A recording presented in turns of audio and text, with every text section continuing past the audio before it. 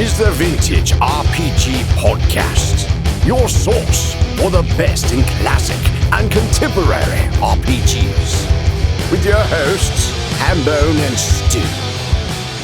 Welcome to the Vintage RPG Podcast, coming at you again from the clubhouse, hidden somewhere in the swamps of New Jersey. I'm John Hambone McGuire, and with me, as always, is the founder and publisher of Unwinnable, Stu Horvath. No jokes today, folks, because we've got a great guest here to talk about His Majesty the Worm.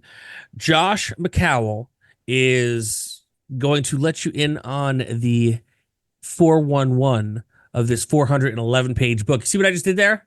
Yeah, hey. Said there was no joke, but there was something else hidden in the background. Josh, how you doing today? Doing great. How are y'all? Fantastic. Awesome. So yeah, thank you for being available to us and coming to talk about this awesome book. And it's a book, folks. You know, that thing I made the comment about 411, it is a thick boy. So tell our listeners a little bit about His Majesty the Worm. Yeah, His Majesty the Worm is a game that I've been working on for too long. It is my first game of this scope, and it came out in July. It is, I think the tagline says that it is a new school game with old school sensibilities. It's about mega dungeon crawling, and it tries to put the focus on the human element of that. You know, I don't think that games about dungeons with dragons are I don't think that I'm the first person in that space, but I really am interested in kind of like getting down into like the granular levels about it. I really care about torches, and I really care about what you have on your belt, and I really care about how heavy it all is, and I want to make those things fun and interesting and not things that you hand wave away. I mean, how many times have you sat down at a table and somebody says, what's the weight of that sword that I just got? And the GM says like, we don't do that here. We don't do that here. But I want to. I think it's interesting, and I wanted to make it fun. So His Majesty the Worm's my pitch to make it fun. And also I think it's worth noting that it's a game that uses tarot cards as a random number generator, and the card-based mechanics I think are pretty fun as well. So as soon as you said torch, the panic music from Shadowgate started playing in the back of my head. I love the idea of like the torch mechanic, but you're right. It's so easy to hand wave. You're just like, well, yeah, your torch is burning. It'll go out when we're done for the night. How do you address torches in particular?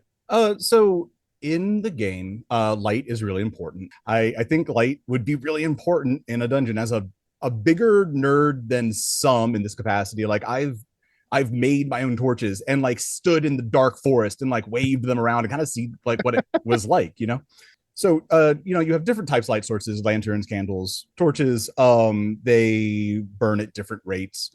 And as you're traveling, there's a kind of like a random encounter machine that the GM is manipulating called the meat grinder. And the meat grinder will make you're not tracking turns, and you're like, every 6 turns I have to knock off a little slot on my torches. The meat grinder determines how fast your light sources burn down, and if you ever run completely out, you die.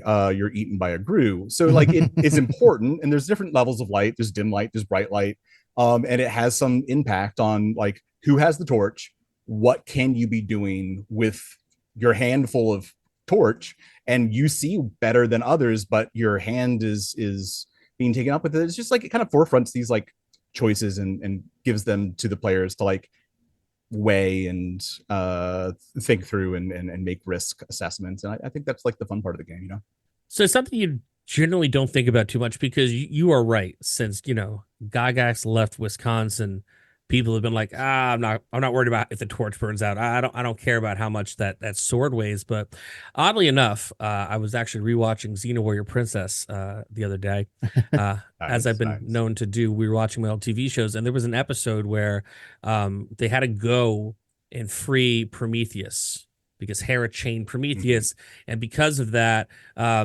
people couldn't heal. And since he gave the world the gift of fire, no more torches. And so they got to a point where like it was kind of okay. Then they get into the dungeon and they've got their torches, and he had become so enraptured in these chains that halfway through the dungeon, the torchlight goes out. And you're like, oh my God, like how would you do this? How would you get through this? Because you can see the labyrinth around you, and then suddenly you don't. And it's not like, walking through your apartment in the middle of the night having to take a pee because you're an old guy and you can navigate your way around the ottoman. You're in a dungeon and it's pitch black. Yeah, I want to evoke that feeling in a way that I wanted to get to it. I have long chased these like dungeon fantasies. I'm really into it. I love the source material. And by the way, that is a great premise for a dungeon. I would love to go through a dungeon with like a Titan chained into it. He's like, his presence is making weird rules about the fire, and he has it eternally regenerated liver. I mean, that's just a great dungeon. But I've always I've been begging games to make dungeons feel scarier. And at some point, I think in a classic fantasy RPG experience, you kind of age out of it. You have your infancy is in the dungeon getting treasure, and then eventually you get continual light spells and water breathing and create food and water, and like all the stuff that's kind of like scary about a dungeon that like is interesting and like threatening. You age out of that because you get spells and abilities and magic items that negate those dangers. And some people have said, the most fun levels of D&D are like levels 2 to 6, and like after that, like it becomes like this different game. These more epic, higher level, higher magic kind of games. And I don't want to age out of it. I kind of want my game to like stay there, and so that was somewhat my impetus for writing this. It's interesting that I find that I'm running a West Marches game using OSC at the moment, and I find that there's all sorts of things that characters age out of it. It's something that I never really kind of noticed before, perhaps because of differing play styles and whatnot. But like, it really has become like as they've gotten up in level, like challenges, things that really challenged them early on no longer challenge them or have become rote. And I didn't I didn't plan for that. I'm a little panicked. Can you give me like just an example, like a concrete one? Well, just in terms of like gangs of undead, like they have holy water now, and like they have like a holy water production back at town. So like they just have, and there's really no way to complicate it because the rules are that like if a priest has water, he could bless it, and it's holy water, and it's put a damper on a lot of the undead encounters. I'm also interested, all my raving about how I didn't want to age out of dungeon crawling aside, I do think it's deeply interesting to me, and I'm really excited for my players when they do find strategies to combat problems that used to, like, they were party wiped at this one time, and then the next time they can like challenge it, and then it's like not as it's not defanged necessarily, but it is something they have strategies around. I think that's like really, really cool. But I'm thinking more about like mechanical superiority as opposed to like player ingenuity and thoughtful like learning strategies. I'm much more interested in the latter than the former. Yeah, like also the light spell has become clutch for them. They just need to find monsters that have higher spell saves.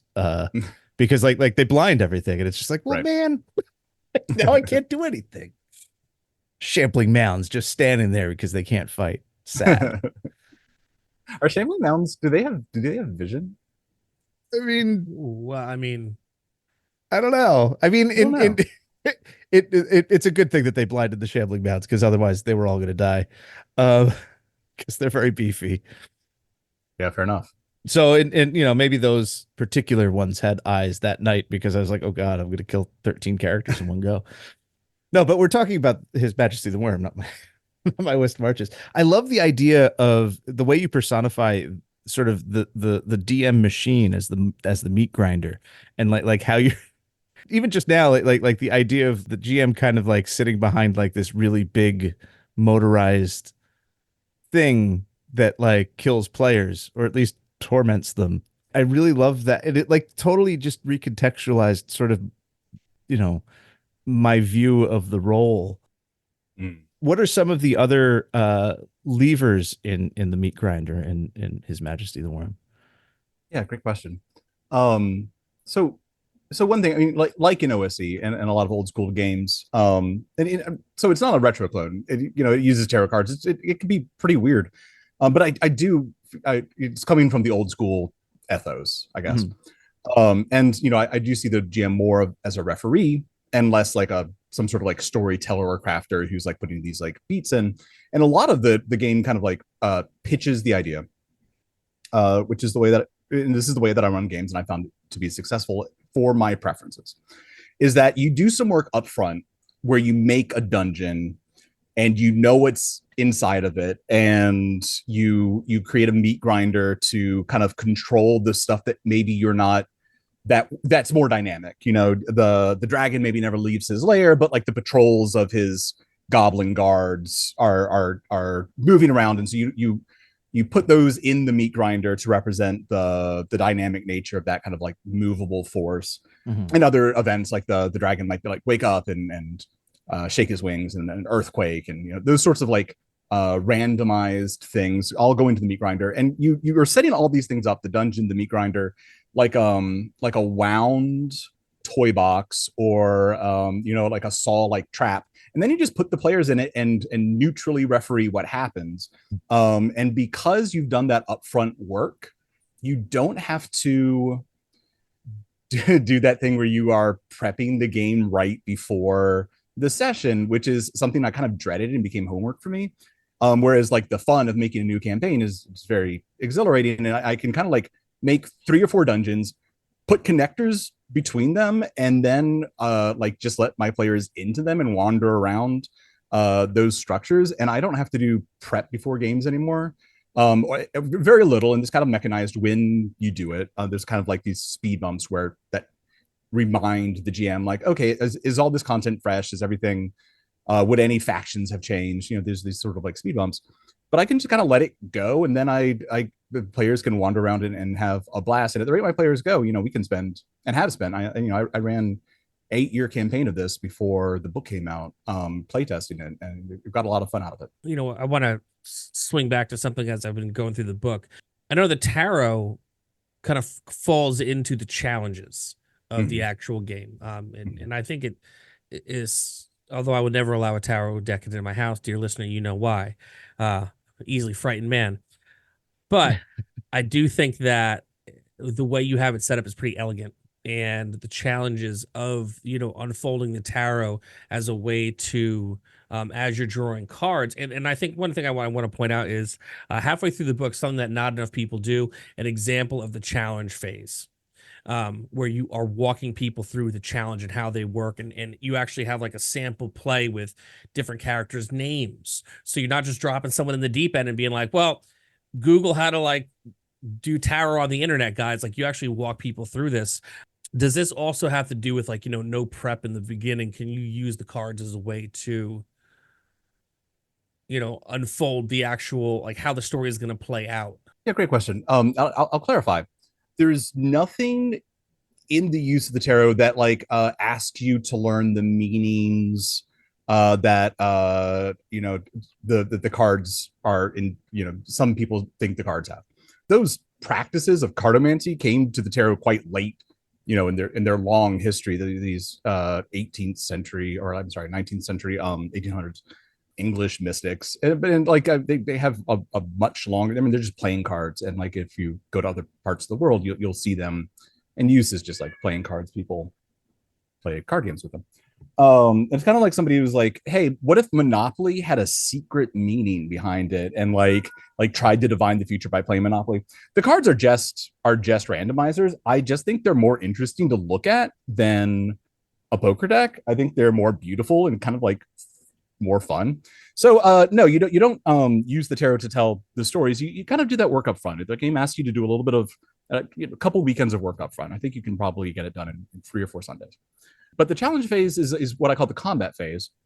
And cards are very informationally rich. They have a lot of stuff on them, and they're very gameable. So that's why I like to design to them. So during the challenge phase, the cards that you draw determine what you can do in combat. Every card has a suit and a value. And if you are a player, on your turn, you can take any action you want you play a card and you compare the value versus the, the target number of the monsters. And, let's just say for an attack, you can play any card. And if your card beats the monsters, you hit. But also because I think that it is very boring to wait for my turn. At any time during the combat, if you have a card whose action matches the suit, whose suit matches the action of the that you're trying to take, you can play your card then and there. So even on somebody else's turn, if you have a swords card, you can do that exact same thing. It's like, and I'm gonna attack. So then you kind of like are having people throwing down cards at different times. Timing kind of comes into it where people have hidden cards and they're bluffing me. I don't know what they have, and they're throwing out cards, and we're all like laughing and just like slapping cards down really fast, and it gets pretty fun, man. It reminds me a little bit of like it's like the same but different as the Troika combat, where like you're pulling Troika combat's determined by pulling tokens from a bag. So sometimes you get initiative, sometimes you don't. Like sometimes like the round just ends because it's just pure chaos. You're pulling it out of the bag, but it's like the same sort of destructuring of combat. But then you've built a different kind of like almost an anti-structure up around it, and it's cool. I like that the way that you can just sort of just keep jumping in if you have the cards to support it. Yeah, cheers. It's very exciting. I think it's pretty cool. I know a lot of GM or like game designers are like, my combat system is revolutionary, but like it's fun. I'm having fun with it. I like to play it, so like, that's what matters to me. Honestly, I'll tell you what I think is revolutionary about this book. The more I go through it, it's so intuitive the way you've written it, to the point where you do things that I think major companies should be doing more of, with the interest being of bringing new players into this and bringing in and getting people excited about running games, is that you really do break this down in ways where, I'm looking at a thing for upkeep. Well, how would an upkeep go? What would a city action look like? Like, you actually play that out in here with just like a little bit of dialogue between the GM and the player. Which one I think is a great way to build confidence among people who are like learning something for the first time and learning how to do it. Be it on the side of the screen where you're running the game, or the side of the screen that the player's on. Two, I think it kind of lowers the bar for the buy-in for people to know that, like, okay, I can actually just have this conversation. It's like kind of a normal conversation I have here. You also do things that, like, I think a lot of books suffer for, which is putting in things like sensory information, like helping, because as much as it's easy to presume that a person who runs a game, knows things just from day-to-day life, like, we can't make those kinds of presumptions, because everyone has a different kind of experience. But like, when you give the players an opportunity to roll on a chart for a campfire discussions, or you give them things to talk about, it really does help with the immersiveness of the adventure, which is something that not a lot of companies create that buy-in from the beginning. So I'm so impressed with the way you've written this book, as Well, thank you so much. I super appreciate that. Yeah, I mean, all those things are like trying to get at what I was sort of alluded to before, is that I'm really interested in the human experience of like these things. Like, how does it feel, to have like to be sitting in a circle of light in the middle of a dungeon, and how do you sleep? What are you using as a pillow? Like, I do some backpacking and hiking. I know kind of how much you can, how much like it hurts your body to like have a backpack on. And then when you unpack it, like all the stuff that you left out of it to give yourself like a couple of ounces of like less weight, and then you're like, well, damn, now I don't have a pillow, or like I'm cold. Like, those things matter, and I'm interested in getting at them. So I'm just trying to like craft the book to like kind of like remind you that these fictional people that you're inhabiting the body of, like, have bodies and thoughts and feelings. And I want to ask you what those are. Like, I just like the question that I ask myself, or I ask my players all the time. It's like, how do you feel about that? What are you doing? Like, how does that feel? What does that look like? Right. I'm interested in this stuff. I'm curious. One of the things that immediately attracted me to the game is the use of the tarot cards. And then I got your book right at the same time as I tracked down a game called Barony. I don't know if you're familiar with it. No, I don't know that one. Sorry. It's interesting because it's a 1991 game by Better Games, and they have a couple different. Barony is the fantasy version. They have like a Space Marine version, and then there's like a swashbuckler pirate version. But they use tarot cards for a lot of their world building, and then for fighting dragons. So there's like this huge, I don't know, it's like 15, 20 pages of like each card in the tarot deck like fuels. It tells you what happens in the dragon fight, and then like positions you on like this big beast because they're gigantic. It's interesting to me that it's something that kind of keeps coming up. The sort of integration of the tarot, and I don't know. Max Moon has a dungeon generator that uses the tarot. What is it about? Do you think it's just the fact that like those cards are packed with imagery? It stokes people's creativity, and that's why they want to incorporate it in the game. What the larger attraction to tarot in role playing? Do you have any thoughts on that? Yeah, I'm not the first to use tarot cards. I did read a couple, not Barony, but I'm interested in it. It sounds cool, and I'd like to check it out. I did read a couple of them when I was like starting development. For me, I think that cards are just like kind of interesting mechanical space, or like something I hadn't written to before. Cards are, they're, like I said, they're informationally rich. You can have the suit, the number, the direction that they're facing, because tarot cards, as opposed to poker cards, have a kind of right side up and a downside up. They have, like you said, imagery on them. Like you can, like, if you're just kind of quickly trying to like and this is not my strength as a GM, but if you're trying to improvise, you can draw a card, look down and be like, a wedding, like that's what's around the corner. You can get stuff like that from them. So they're informationally rich, they're persistent. You can have a hand of them in a way that, like, rolling the like 40 20s and then trying to remember what you got each time, like, is pretty tedious or kind of error prone. You can hand them to each other. They're physical. You can they're gameable. You can draw 3 and put 2, one on the top and one on the bottom. You can put them in the discard pile. The discard pile can come into play where you like restack the discard pile. And like, there's these little things in cards that I think are kind of fun.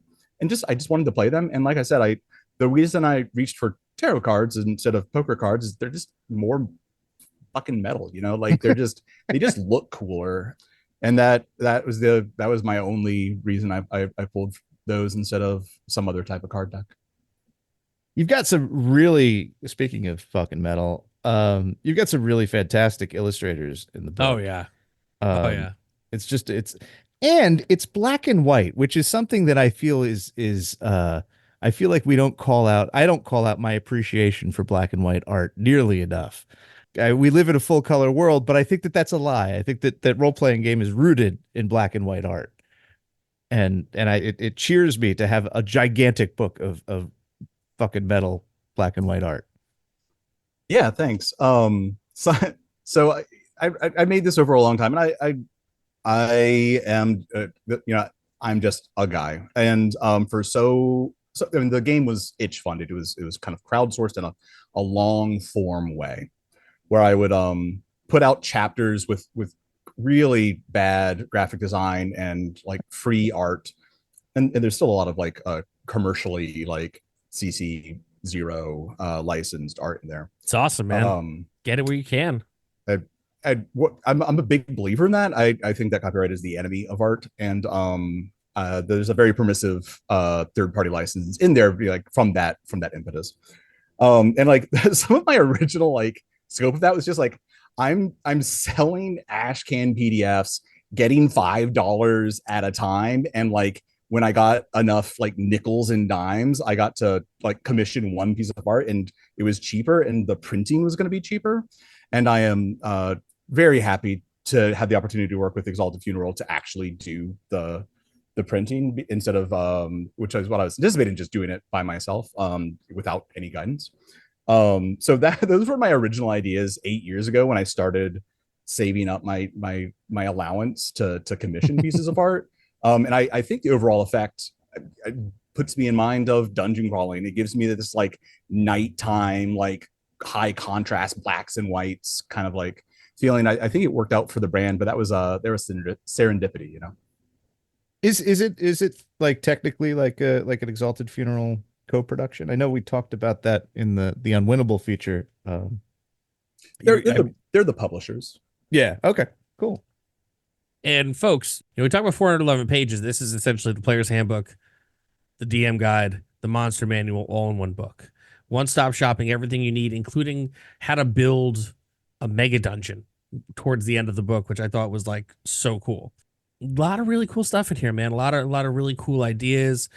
I would recommend the book for people who are just trying to get into the hobby as a way to learn how to actually, what is a TTRPG, how to play a TTRPG, and then just take that cool factor from there, because there's a lot of really refined inside the box ideas and some really cool outside the box ideas as I'm flipping through all these pages, which I think is a great way to keep it on the rails and at the same time keep it as weird as possible. So His Majesty the Worm, very, very, very cool. It's interesting how it is like I would recommend this as an introductory game, but it's like the introductory game that like you only need one introduction because you get lost inside it because it never ends. You know, it like it is such, there's so much packed in the book. It's really as somebody who has also written a very long book, I appreciate the length.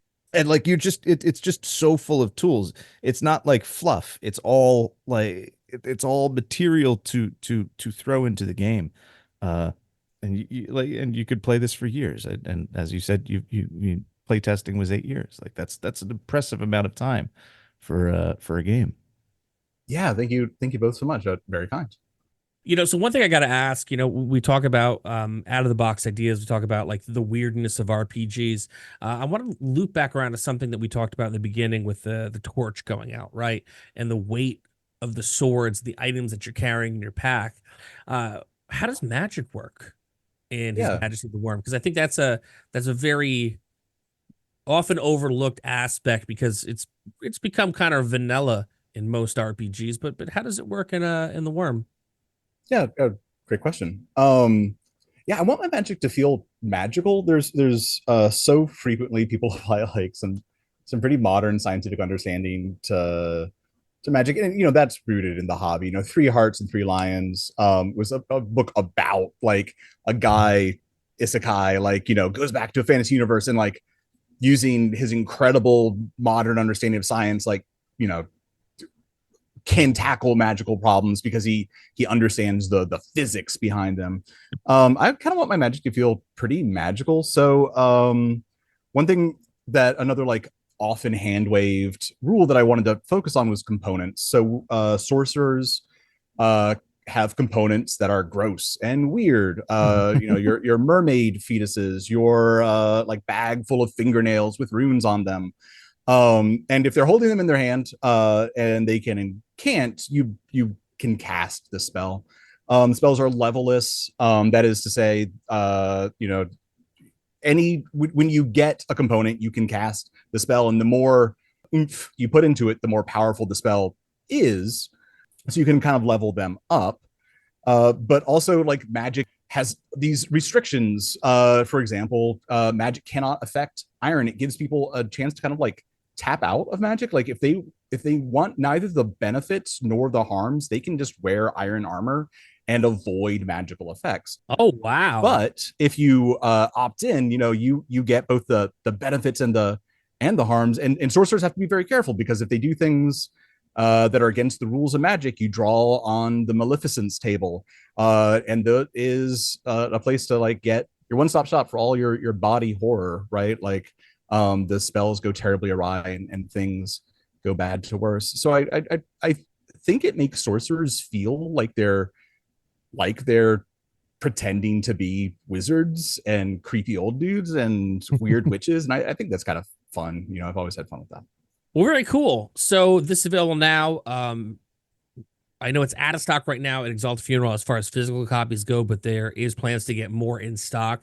And we always recommend you buy your stuff from Exalted Funeral. But if you want to pick up the PDF now, boogie on down to Exalted Funeral and get that PDF. So dive into his world of His Majesty the Worm. Josh, it's amazing chatting with you today. Thank you for turning us on to something really, really cool. Where can people find you on social media, on the internets? Yeah, my online handle is Rise Up Comus. I'm on Blogspot. I'm on Twitter. I'm on kind of haunt those two places way too much. riseupcomus.blogspot.com. From there, you can find links to all my other socials and everything. Thanks for having me on. This has been just a blast. Oh, absolutely. And there will be links to all this stuff in the show notes as well, including where to pick up His Majesty the Worm. This has been another amazing episode of the Vintage RPG Podcast. Stu, where can people find you on the internets? They can find me on vintagerpg.com, where next year I guarantee His Majesty the Worm will have a post because I wrote it last week. Yes. Very cool. You can find me across the internet at John McGuire RPG. I've been out and about in the world. I've been posting more. I think I'm going somewhere this weekend, maybe. I don't know. I'll be out and about. There'll be pictures. I'm doing stuff. I'm living in the world these days. However, I'm also still promoting some stuff. So right now, over on Backer Kit, Neon Lords of the Toxic Wasteland, Deities and Demi Bros, completely funded. The doors have been blown off this. They're about to hit by the time you listen to this, they'll have surpassed the $20,000 stretch goal. So everything that's promised is going to get to your door. I can't recommend getting out and getting Deities and Demi Bros and the Deadly Dudes and Toxic Creeps enough. Another thing I worked on with Brian from the Neon Lords, we did Zombie Brain Eaters, which is available now. You can get the PDF anywhere you get PDFs like Drive-Thru RPG. Exalted Funeral is going to have some copies up for sale there as well. Obviously, we recommend buying it from Exalted Funeral. Or you could hit me up. I know a guy. It's me. I have them in my closet in my office, and I mail them from my house. So check out that as well, 321actiongames.com for more fun 321 action stuff. I've got another Kickstarter coming in October for Monster Book. It's a David Attenborough-esque look at monsters in the 321 action RPG universe. If you like the show, don't forget to rate, review, and subscribe. Your reviews really do help other listeners to find us. And if you really like the show, why not become a patron? Patreon.com/vintagerpg. We have a behind-the-scenes look at whatever Stu's working on. We got a behind-the-scenes look at the stuff that I'm working on. We have a killer Discord community that we'd absolutely love for you to be a part of. It is really an oasis from the rest of the world on social media, where we talk about cool stuff and just, hang out and post funny gifs. We have early release episodes every month for as little as $1 a month. At some point, you get them on Friday or Saturday, depending on when we record them during the week. Stu's got a tier. You can play West Marches with Stu. I got a tier. You can play RPGs with me. Patreon.com/vintagerpg. So for Stu Horvath, I'm John Hambone McGuire. May the dice always roll in your favor.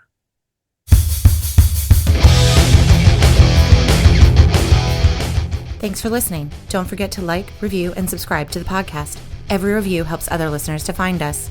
The Vintage RPG Podcast is a ham-fisted production. Music by Dego West. Art by Schaefer Brown. If you like the podcast, you should also consider becoming a patron at patreon.com.